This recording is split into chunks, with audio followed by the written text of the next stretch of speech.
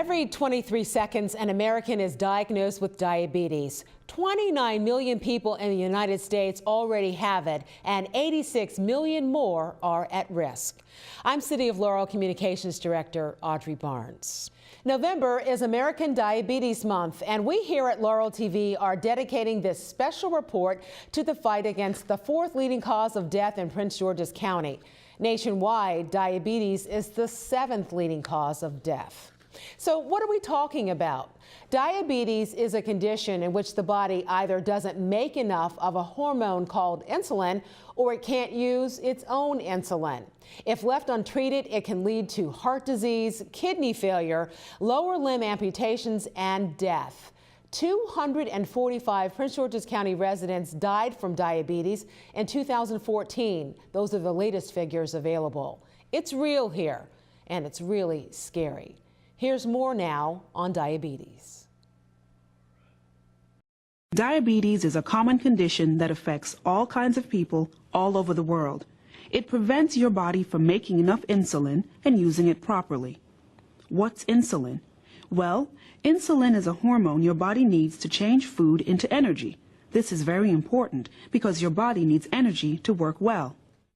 Your body is made up of many different organs, and they do many different things. One of these organs is called the pancreas, which is where your body makes insulin. When you eat something, your digestive system breaks the food down so it can move through your blood and into your cells. Carbohydrates, or starches, are broken down into glucose, a type of sugar. Your cells use glucose as fuel. Insulin moves glucose out of your blood and into your cells. That's so your body can create enough energy to get you through the day.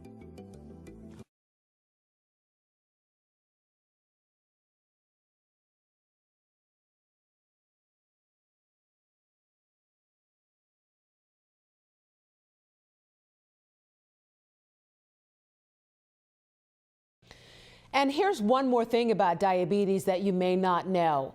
In Prince George's County, 11.5% of county residents have it. And the county has a much higher rate of death due to diabetes than the rest of the state. That's according to the 2016 health assessment from the County Health Department. Some very sobering facts. When we come back, a doctor and nutrition specialist from the University of Maryland Center for Diabetes and Endocrinology will be taking your calls and answering your questions about diabetes.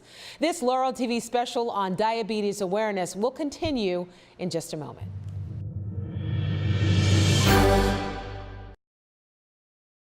I was diagnosed with diabetes, well, gestational diabetes, when I was pregnant with my son.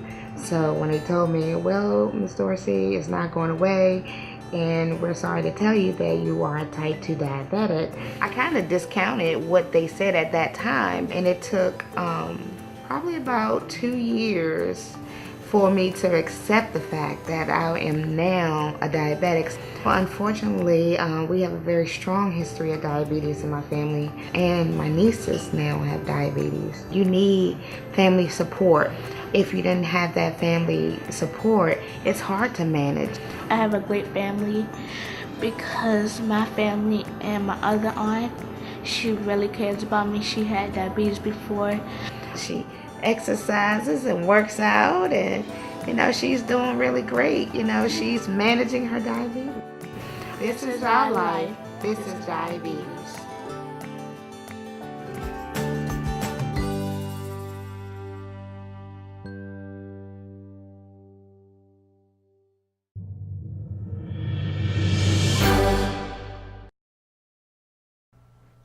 Welcome back to the show. As we said, November is American Diabetes Month, and we have some special guests with us to answer your questions about this disease.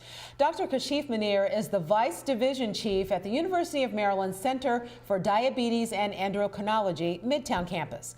And Eva Gonzalez is the Senior Education Network Coordinator at the center. Thank you both for being with us today. Thanks for having us. Our pleasure. Dr. Munir, I was really surprised to learn that 11.5% of Prince George's County residents have diabetes. What's your overwhelming message when you hear numbers like that? Yeah, I mean, it's staggering. And unfortunately, if you look at the country, there are almost 30 million people with diabetes. And then if you look at different states, Maryland does tend to be one of the high risk states with very high rates of diabetes. And then if you look at, they've even broken it down county wise, that Prince George's County and the Laurel region tend to be very high levels of diabetes in the population here as well. So 11.5% is around 1 in 9 people. So everybody either has diabetes themselves or knows somebody with it or has a family member or colleague or friend with it. And so it's only getting worse. So it's something that we really have to jump on at this stage so we can really try to minimize these rates and prevent it from climbing even further like it's predicted to do. And Eva, you're a registered dietitian and know all kinds of nutrition and exercise tips. Is there something that you want to pass along? Like, what would you say was your most important thing that we should know as we talk about diabetes awareness? I think, as Dr. Manier said, understanding that the trends are really serious. So as we see obesity climbing in terms of more and more people being obese, we see that the diabetes trends are going right along with it in an upward curve or an upward trend. So it's really about getting reliable information, looking at being more active, because they're saying being sedentary is like the new smoking, and really can be very detrimental to your health, especially, sedentary behaviors can contribute to developing diabetes or insulin resistance. And I imagine, like other diseases, early diagnosis is key. Absolutely. I think early diagnosis is important because diabetes can be prevented, and we even have statewide and national-wide diabetes prevention programs underway now. We have some of them at our center and in Baltimore City, but they're around every county. So prevention can be so key and so important to taking care of your health. If you know that eating properly, increasing your exercise a bit, and trying to get to a healthy weight are going to help you prevent or reduce your risk for developing diabetes, then why not? We have Mr. Thomas on the line. Go ahead and ask your question. I have been a diabetic for about a year, and I want to know what is the thing I need to do to keep my level at a respectable rate. Do I have to eat special foods or what? My levels are pretty good, but I want it that way. Dr. Manier, why don't you take that one?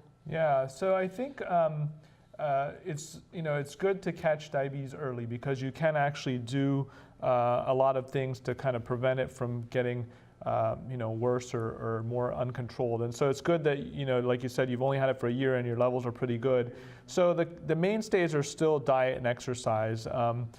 We recommend people, eat less carbohydrates and watch their calories, and you can work with a nutritionist and really come up with a more formalized dietary plan, and maybe Eva can speak to that a little bit as well. But we used to have a lot of kind of like list-oriented dietary advice. So these are the things you can't eat and these are the things you can eat. But the problem with that was that most of the things that people liked were on the can't eat list. So what we've done now is we've really been able to individualize therapy for patients. We look at what they're eating and then we try to modify that. And a lot of it is carbohydrates, trying to cut back on that, but also making healthier choices across the board. And then as far as exercise, that tends to be tough. Most people have difficulty in terms of finding the time of day to do that. And so the nice thing that I like to tell people is that they've done a lot of studies now where you can actually break up your exercise into different parts. So instead of doing 45 minutes or an hour at the gym, you can actually do 10 to 15 minutes several times per day. So maybe after breakfast you go take a quick walk. After lunch you run up and down the stairs. After dinner you go out and walk with your pet or your spouse or significant other, and so you can kind of break it up that way, and that's actually just as effective, if not more effective, than doing it all at once. I think that's excellent advice. Everybody could use, just take it in little doses and get it where you can. Definitely, yeah. Okay, great. And with exercise, I would also say anything's better than nothing. So sometimes people get discouraged. They feel like they have to do so much. So breaking it up is one really good way to accomplish it. But it's also whatever it is that you're going to do, just making it a start. So you start somewhere. We have another caller that would like to ask a question. Sean, are you there? Go ahead with your question. My question is for someone like myself in the late 40s. What should be my concerns for developing diabetes, and what type of preventive be putting in place? Because so often people might have diabetes or be pre-diabetic and they don't know it. What would you advise them to do? Yeah, so I think there are some telltale signs. So the symptoms of developing diabetes, sometimes they're more clear-cut. So if you start going to the bathroom more, especially if you wake up at night and have to go to the bathroom, if your vision gets blurry, sometimes you can just feel a little more tired, or you can have tingling or numbness in your fingers or in your feet. So those are telltale signs to get checked out. Also, a lot of it's based on family history. So if you have a strong family history of diabetes, if you are overweight, if you don't exercise much, those are all reasons to kind of go to your doctor and get checked out. They do recommend at the age of 45 that you should get checked periodically anyway. So I think you said you're in your early 40s, so it might not be a bad idea, especially if you have any of those signs or symptoms or a family history of diabetes, to start getting checked out now. How easy is it, Eva, to get checked for diabetes? Is it a scary thing for people? Not scary at all. I think that having a primary care physician where you can at least get an annual blood test at a fasting blood sugar level is a great way to just know where you are in terms of, is your blood sugar normal fasting, or are you getting into that pre-diabetes stage, or do you have a number that would say you have diabetes? So it's as simple as whatever your annual physical. That's a lot of times how patients, people in the community can find out.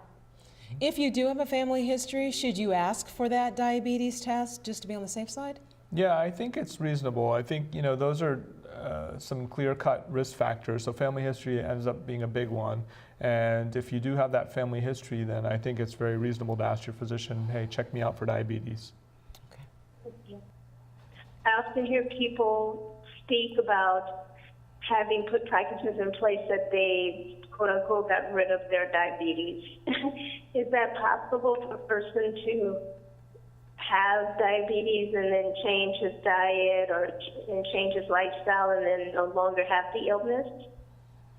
Yeah, so that's a good question. So, once you have diabetes, you kind of have it, and the issue is that you can get rid of it, meaning you can put it into what we call remission, meaning that your blood sugars go back to what a normal person, without diabetes would have. And that often can be done with diet and exercise, like you said. And so typically, if you lose a fair amount of weight, you work really hard on your diet, exercise regularly, you can do that. One of the cases where we see that often is after patients have surgery, where they actually have weight loss surgery, and so they lose a lot of weight, and they can go from even being on multiple medications or even insulin to getting off everything and having normal blood sugar. So it is possible, but it's very possible even without surgery. Like we say, diabetes is a dynamic disease, meaning that it doesn't just stay the way it is. It can get worse, it can get better, and a lot of it depends on how you do with those lifestyle changes. So we don't quite say you get rid of it, because we just, once you have it, we know that the tendency is there, meaning that if you do great, you lose a lot of weight,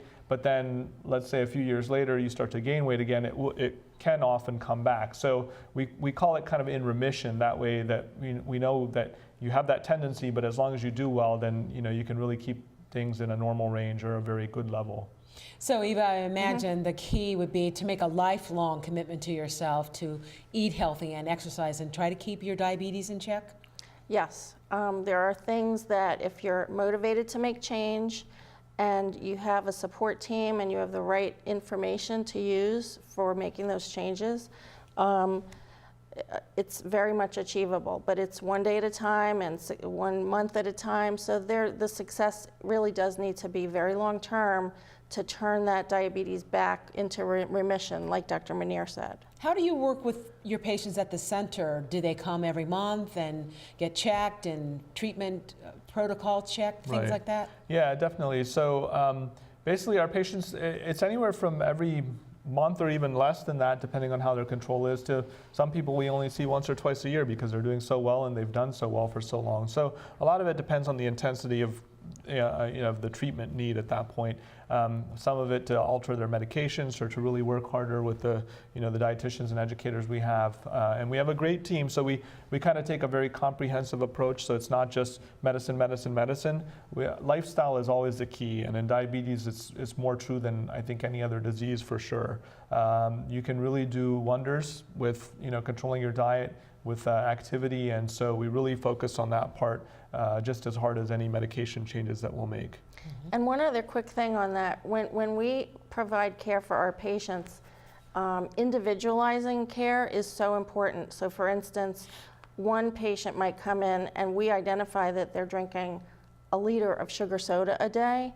Just eliminating that kind of a part of their diet can help them get back into much better control with their blood sugar and their diabetes. But there's other people who just need to step up their activity level, so it really has to be an individualized plan to help those patients and with our team approach. Elise, go ahead with your question. Hi, Ms. Barnes. My question for the panel is this. Can I be walking around with diabetes and not even know it? Are there silent indicators, or are there things I should be looking out for to know that I'm diabetic? Are there symptoms? Yeah, Ms. Jones, that's a great question. So they say up to about a third of people who have diabetes don't even know they have it. So in the United States right now, there's almost 30 million people with diabetes. So it's a huge portion of the population. There are certain hot spots, Maryland actually being one of the high-risk states, and PG County and Laurel, specifically also having very high rates of diabetes. And so sometimes you will have the symptoms like we previously mentioned in one of the callers, where you can maybe start to feel a little more tired, urinating more, thirsty a little bit more, getting up at night to go to the bathroom, and sometimes numbness and tingling in the hands and feet.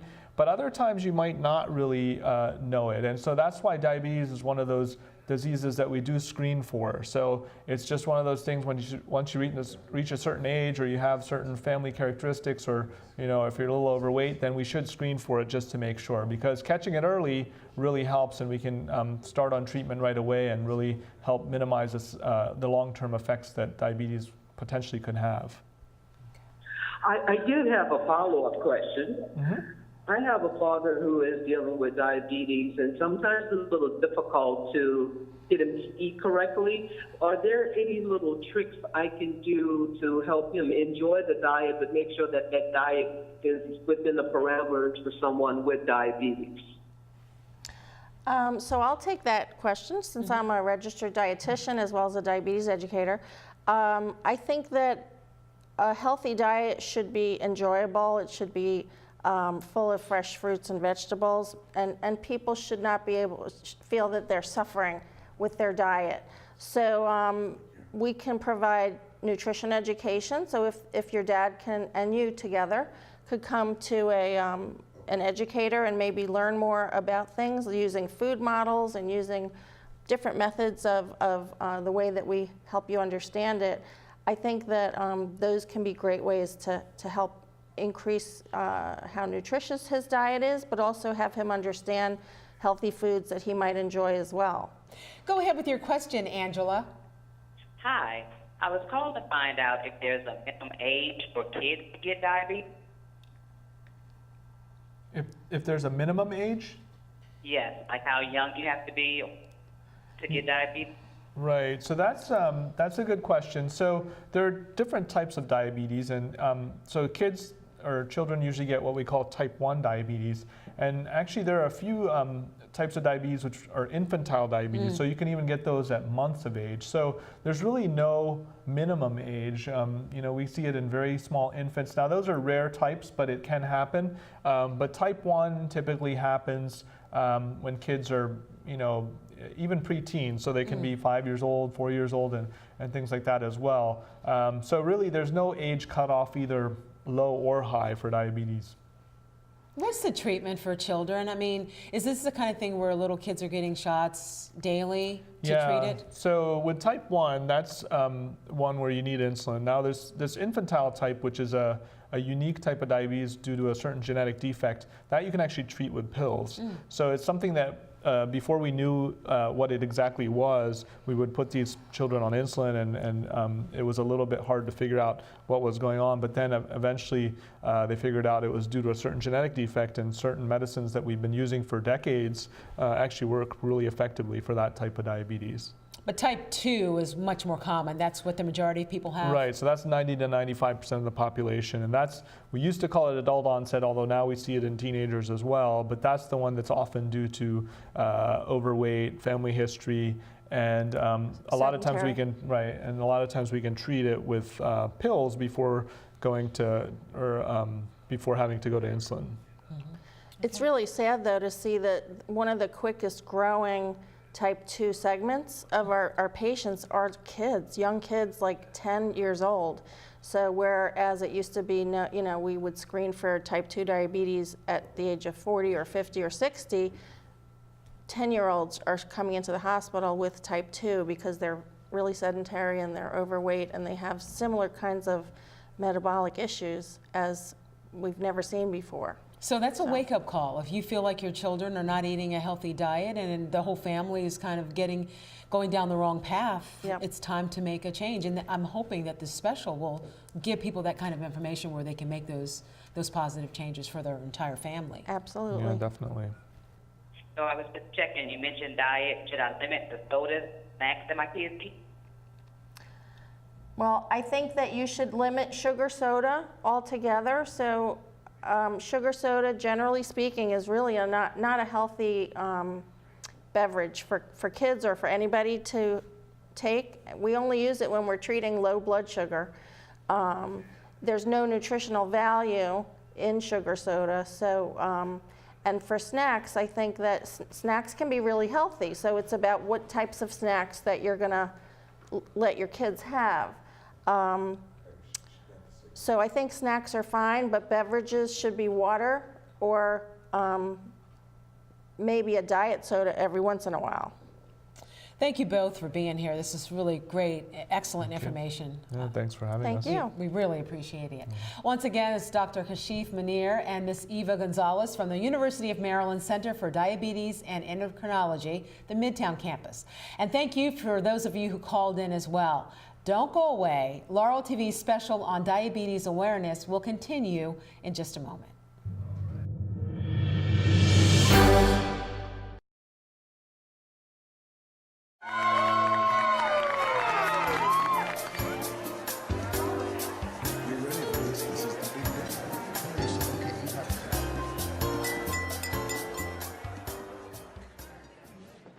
I want to thank everyone for making this day so special.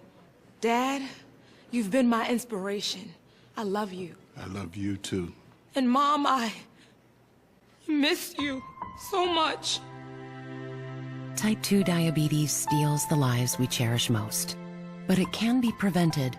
Almost 80 million Americans have prediabetes, but because prediabetes doesn't always have symptoms, 9 out of 10 people who have it don't even know it. Know your risk. More importantly, do something about it. Eat better, stay active, and lose weight. You have a lot to live for. Stop diabetes for yourself and the people you love. Learn how at checkupamerica.org or talk to your doctor.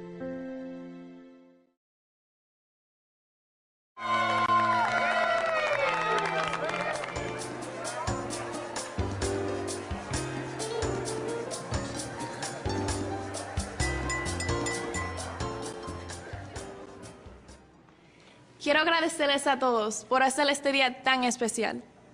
Papá, tú has sido mi inspiración. Te quiero mucho. Yo también te quiero mucho. Y mamá, yo te extraño mucho. La diabetes tipo 2 roba las vidas de aquellos a quienes queremos más, pero puede ser prevenida. Cerca de 80 millones de americanos tienen prediabetes, pero ya que la prediabetes no siempre tiene síntomas, 9 de 10 personas que la tienen aún no lo saben. Conozca su riesgo y sobre todo haga algo al respecto. Coma saludablemente, sea más activo y pierda peso. Usted tiene mucho por qué vivir. Póngale alto a la diabetes. Aprenda cómo en portufamilia.org.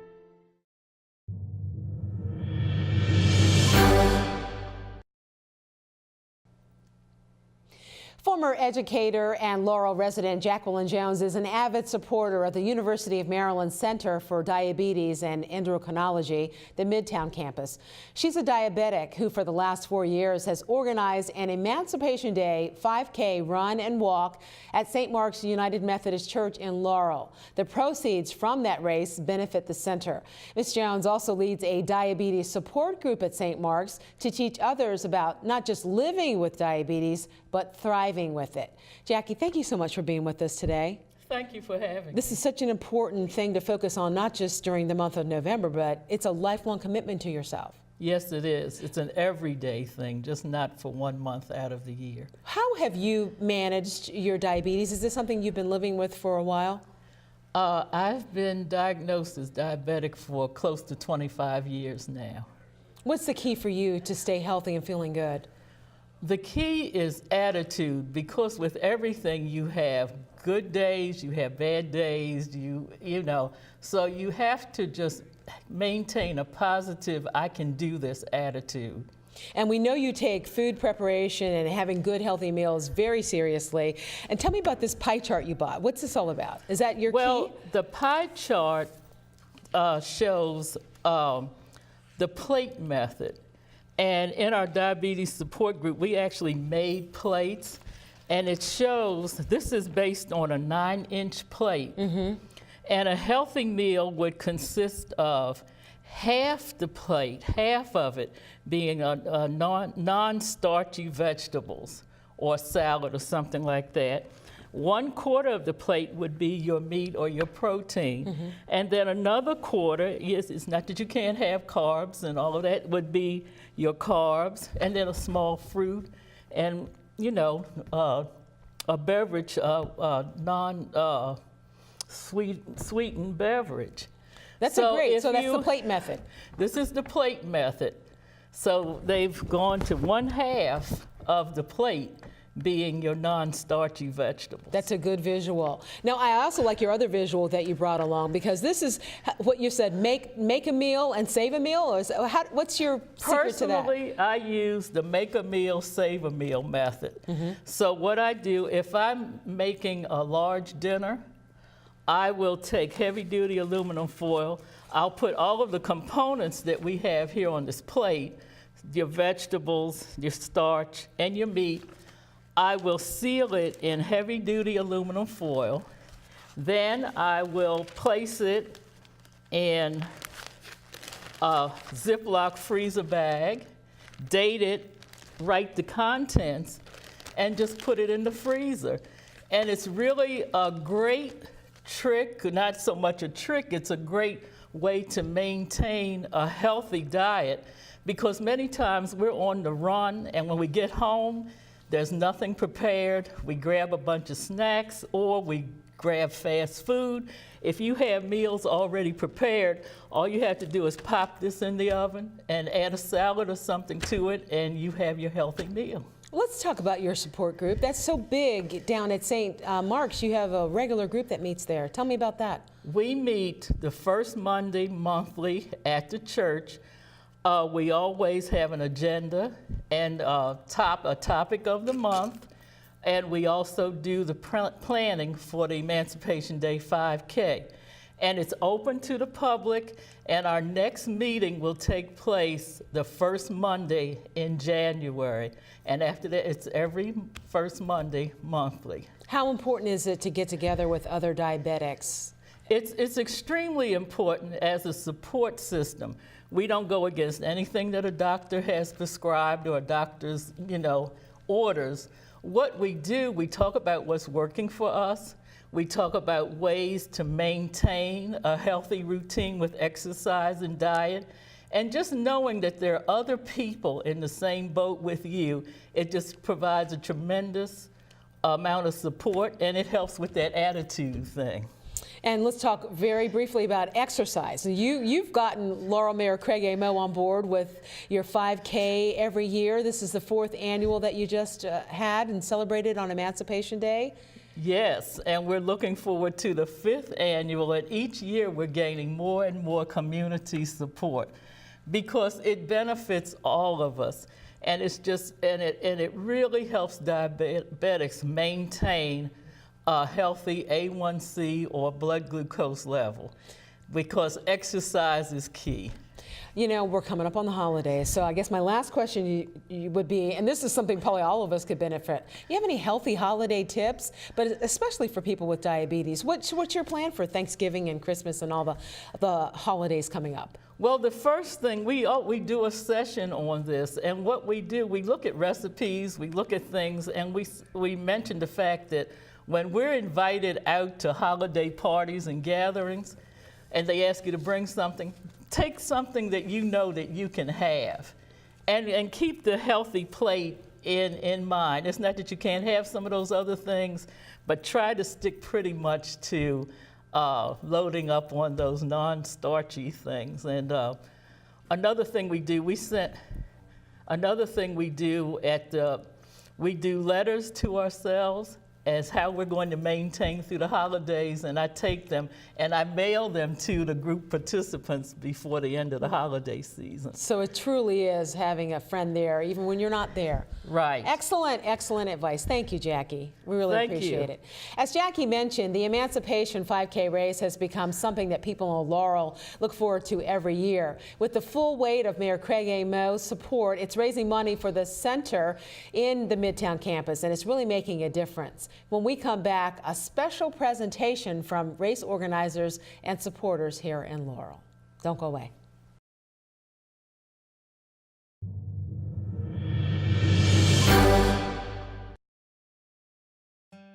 When I was first diagnosed in the small town that I was from, they thought it was type 2 diabetes. It turns out that I didn't have type 2, I had type 1, and that I was gonna have to be on insulin shots for the rest of my life. And I was dating my now husband, and I thought for sure he was gonna break up with me, and that, you know, why would anybody want to be saddled with what I was now saddled with? But he has just been an amazing support system. He has encouraged me to advocate for myself as a patient. I have had doctors tell me that, you know, pregnancy was a horrible idea and that I shouldn't do it, until I found one who said, we absolutely can do this. I am now the mother of a almost 4-year-old who is, in no other words, a miracle. I wanted a cure because I wanted to have kids. Now that I have a daughter, I just want to be there to see her grow up and to watch the life I created unfold. This is my miracle. This is diabetes.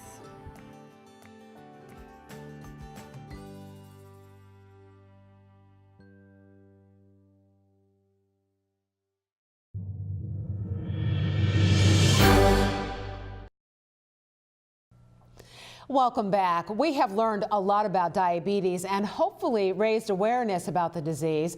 No one has been more dedicated to that cause than Jackie Jones and St. Mark's United Methodist Church here in Laurel. For the last 4 years, they've had an Emancipation Day race and walk to benefit the University of Maryland Center for Diabetes and Endocrinology Midtown campus. And Jackie, thank you for coming back for another segment with us, because you have a special presentation for Dr. Manier. Yes, I do.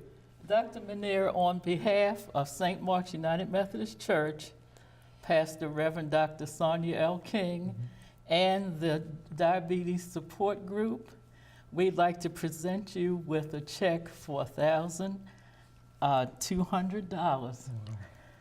Thank you so much. That's excellent. Yeah, That's really appreciate the support. It means a lot to us. Yes, and we know that this goes to the Breakfast on the Go program for patients in need, direct community outreach. So thank you so much, and the church is proud and happy to do this every year. Yeah, thank you so much. She was such a great advocate for this race and for raising money for the center. She has a full supporter of Mayor Craig A. Moe here in Laurel. Yes. She actually has permanent signs now, 5K race, officially timed race for that Emancipation Day event. So that's amazing. It's going for a very good cause. Yeah, that's amazing. Thank you. We appreciate your support so much, and it's been great working with you throughout the years. It's our pleasure. Right, thank you. Thank you all for watching too. Hope you learned a lot about diabetes and what you can do to try to keep your family safe. If you would like to get a little bit more information, please log on to the University of Maryland's website. It's www.umm.edu/Midtown for the University of Maryland Center for Diabetes and Endocrinology. You can also visit the American Diabetes Association website. That's at www.diabetes.org. I'm Audrey Barnes for Laurel TV. Thank you so much for watching.